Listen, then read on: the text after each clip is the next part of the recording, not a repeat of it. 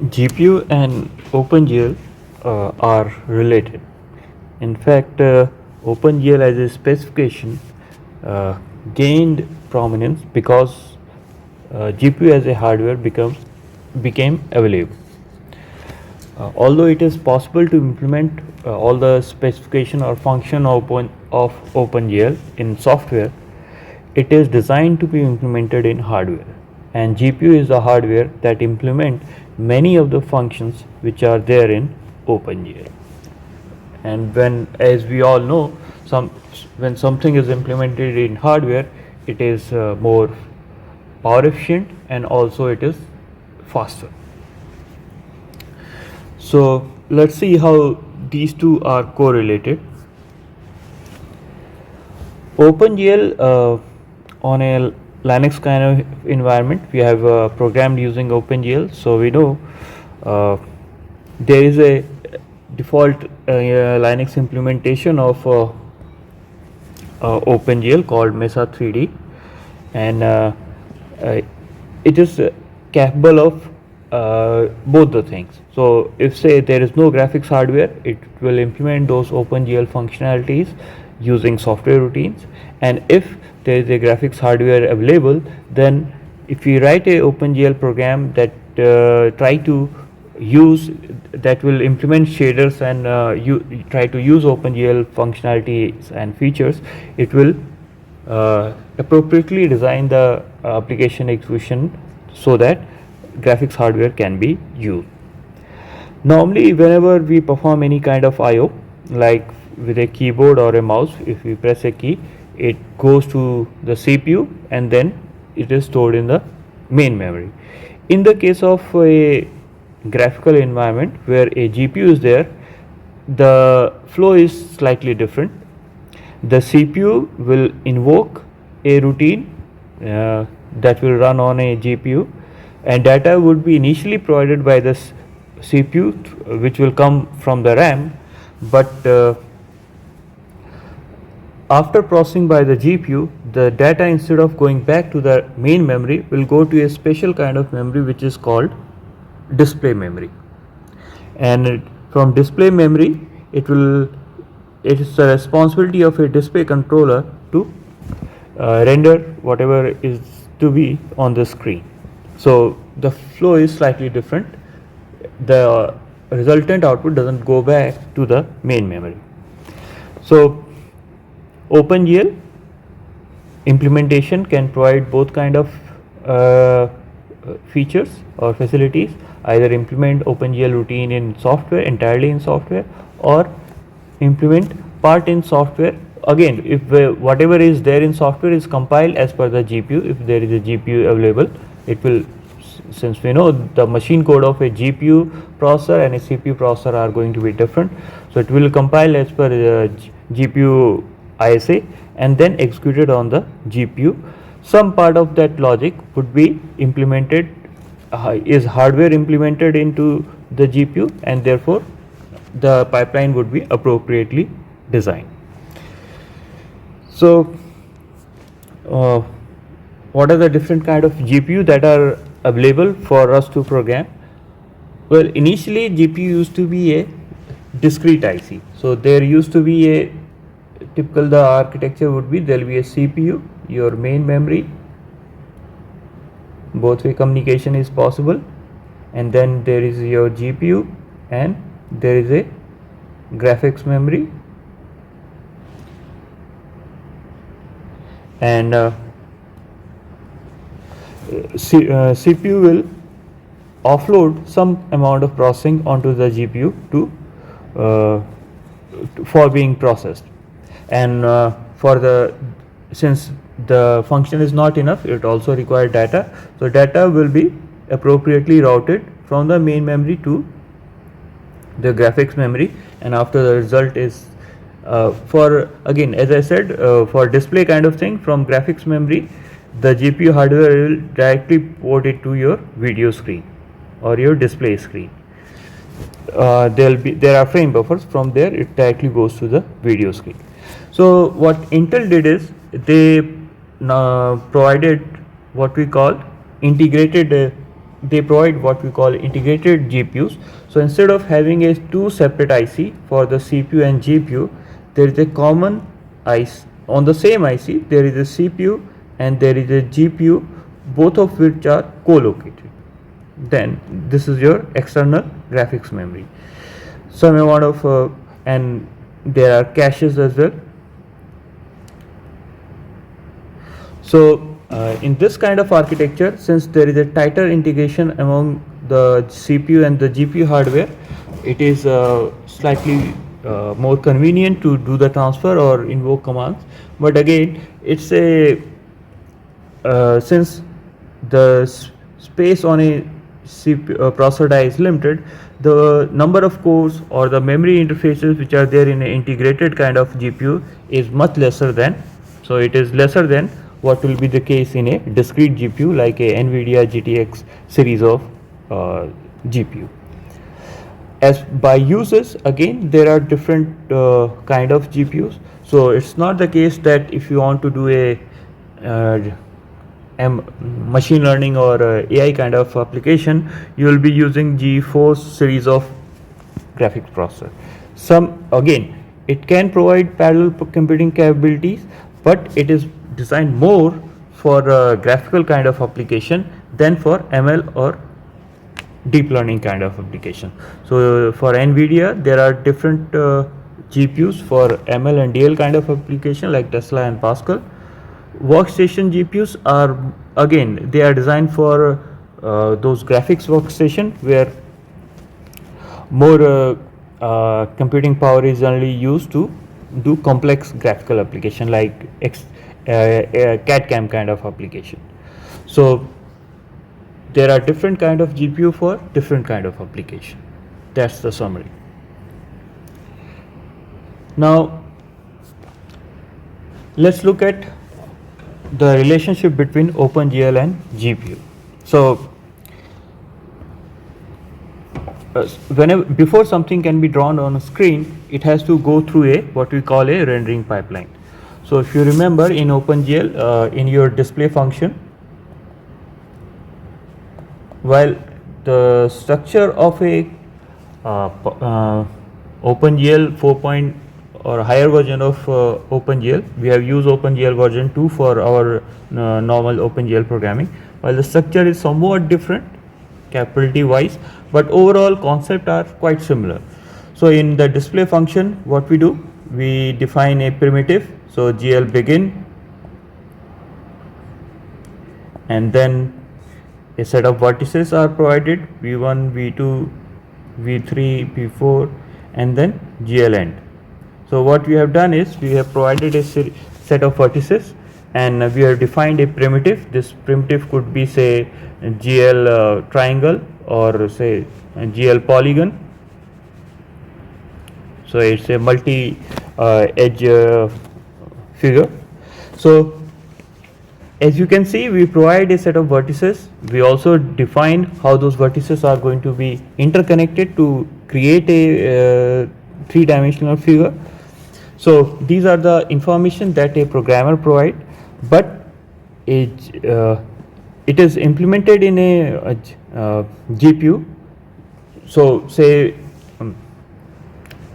this is a polygon that we want to transform.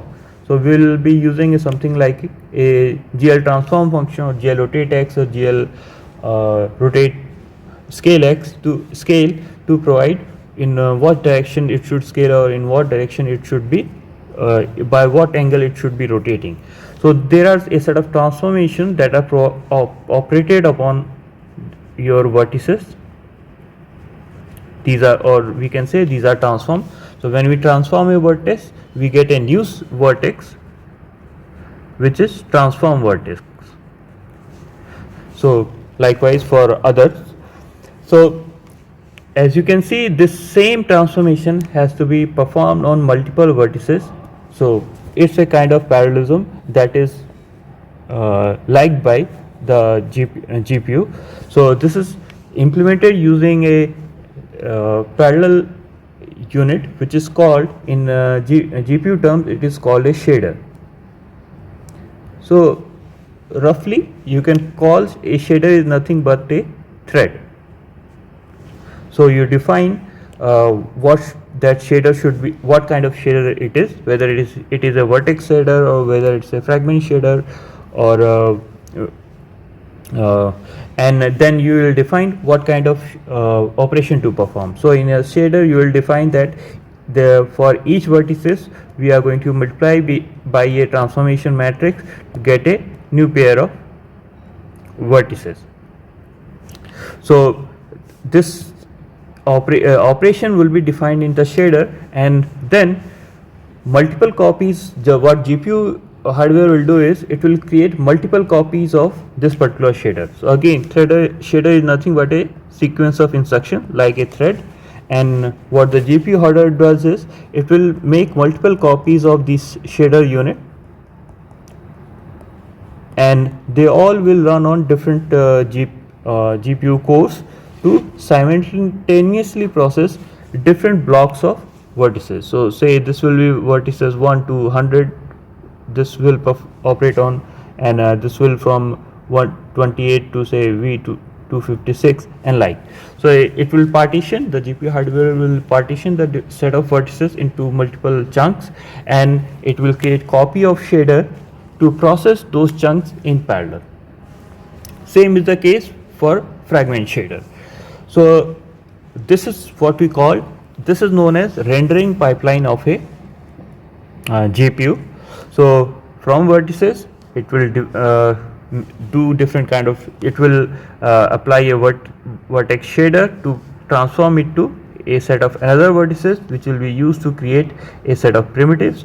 Those primitives will go through a fragment shader which will transform, or say it will do different kind of thing like rasterization, convert it to pixels, culling, whatever is there in the viewport should be visible, whatever is outside the viewport should not be visible.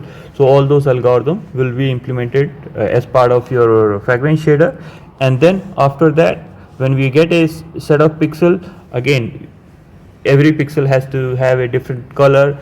There will be a depth buffering involved. So if say there is a triangle which is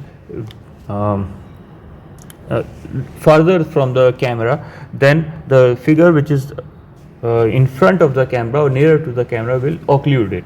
So all these depth buffering kind of calculation will be performed by the GPU hardware.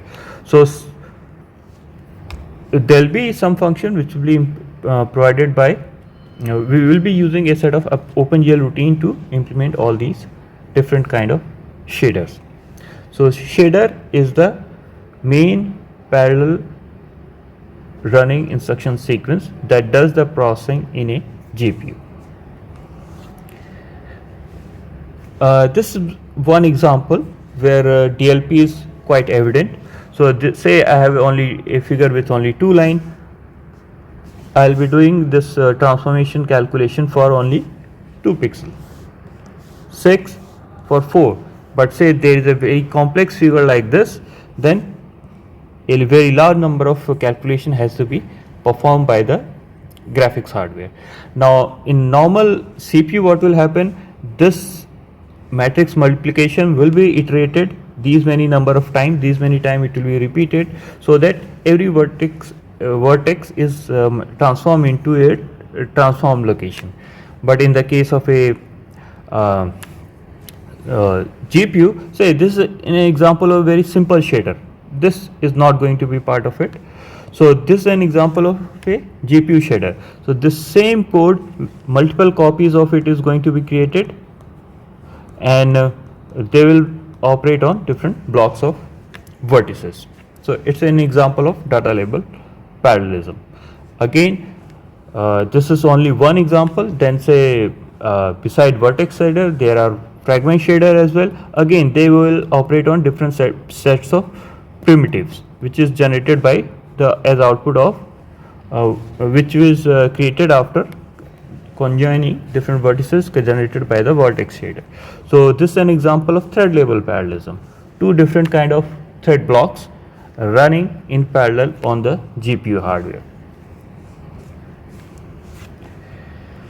So this is your typical graphics rendering pipeline. So all those functions which are in dark gray are fixed function, and all those functions which are in yellow like this are programmable.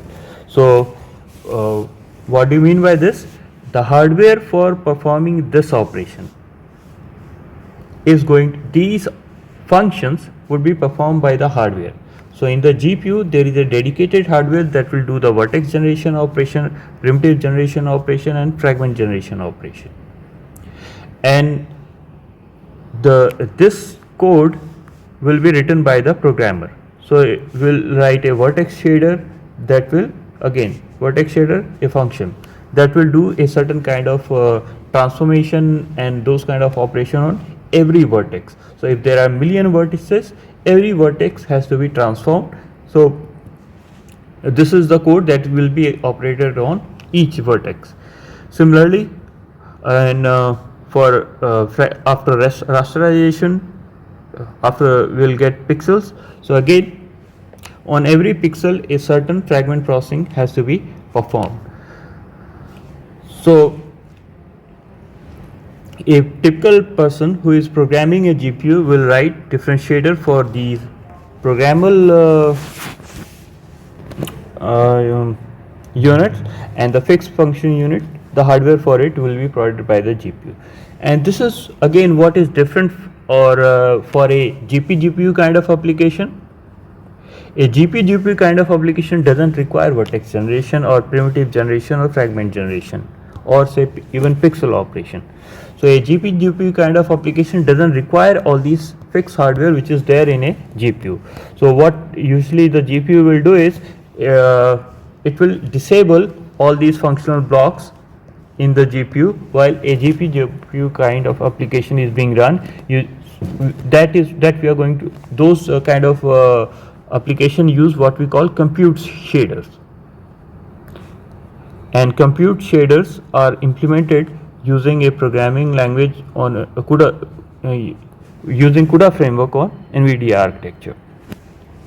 So compute shader are user written program which operate on data set defined by the user. So for a GPU kind of application, since these units are not required, a GPU designed for GPU general purpose application will not incorporate all these hardware, and therefore would be able to implement more number of ALU that can perform operation which is there in different shader. So this is the major difference between GPU and a traditional GPU. A graphical kind of application will require all these different fixed function shader blocks or functional blocks.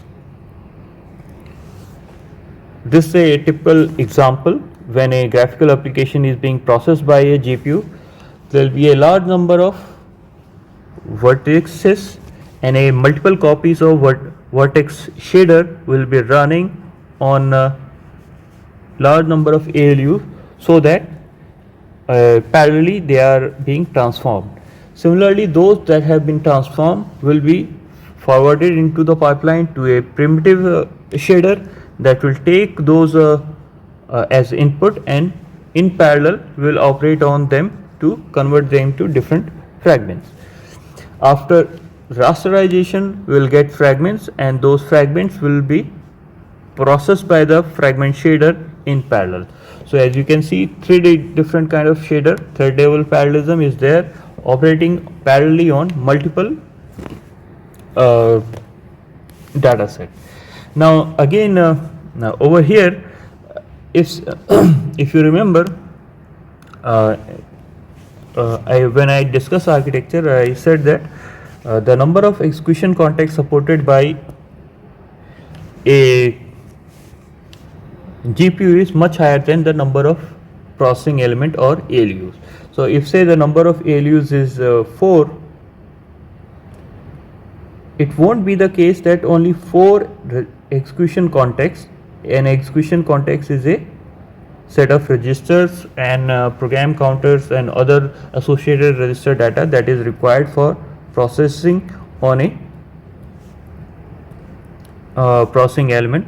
So there won't be only 4 copies of it.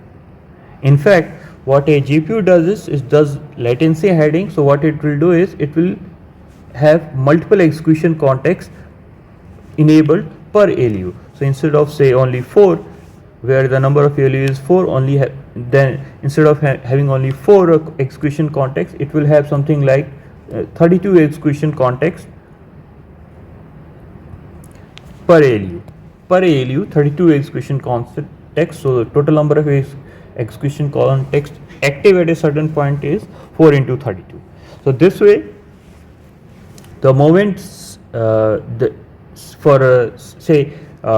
some content is not there in the this particular execution context, then this execution context will stall.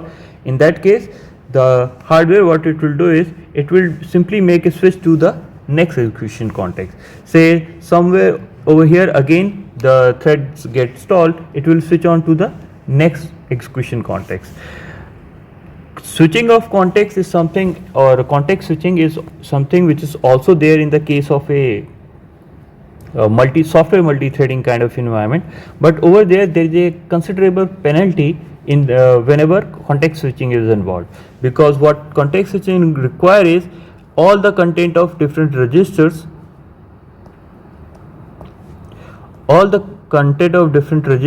in the core which correspond to a certain thread has to be moved to the RAM, and a new execution context has to be loaded back into the register file for it to execute. So as you can see, a large movement of data is happening from the processor to the RAM, and from RAM to the CPU whenever this is your CPU, to the CPU whenever there is a software context switch. But you can see in the case of a GPU, it is much more simpler, because there are multiple execution contexts. The hardware is so designed that multiple execution contexts can be active at the same point of time, and whenever a certain thread block get stuck somewhere, simply switch the context by, and this context switching happens in hardware. So it's something like changing the pointer. You have a array and you have a pointer. So this is your array 1, then there is array 2. So whenever operation gets stuck on array 1, say initially it is pointing to array 1, simply switch the pointer to array 2. So it is just a small change is required, and therefore the context switching is much faster in the case of a GPU, because it happens in hardware.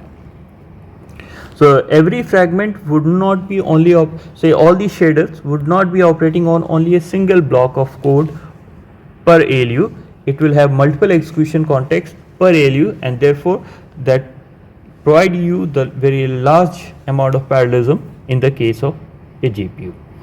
A GPU is organized for or designed for reducing the or having a large throughput rather than having a smaller latency. So a GPU tries to optimize the latency, whereas a CPU tries to optimize the a GPU tries to optimize the throughput, whereas a CPU tries to optimize the latency. So very briefly, so a CPU, what it does, it uses different level of caches, L1, L2. Every lower cache, a cache higher in the nearer to the CPU in the hierarchy will have a smaller time. So it try to use the feature of locality of reference, so to ensure that every memory access is as fast as possible. Whereas in the case of a GPU, it try to have a much wider bus to its memory unit, and therefore can load much larger amount of information in a smaller unit of time. So that's the difference between a CPU and GPU. So a GPU use shaders to perform different parallel operation. Shaders like vertices, vertex shader, primitive shader, and fragment shader are implemented by programmer using OpenGL functions. and they can also specify what kind of shader it is and where to bind it, and therefore run all the shader in parallel. Again, the set of vertices or the mesh also has to be provided the programmer, because that is going to define what is going to be rendered on the screen. Beside that, since we know OpenGL is a state machine kind of thing, so every information like where the camera is going to be, what should be the light condition, how many light sources are going to be there, what should be the texture of the object, should it look like a wood or should it look like a metal piece, it's all defined by the programmer in his OpenGL programs, and the transformation and all those operations that happens in parallel are implemented using different shaders. So that's how a GPU and OpenGL are related. Many OpenGL functions are implemented in hardware so that programmer doesn't have to or has to, it is easier for a programmer to use the GPU features. As part of this description, I am also uploading a PDF document. It's a 2008 document, but still all the information over there is quite relevant. So it will help you in understanding all those things that I have covered till now. Thanks.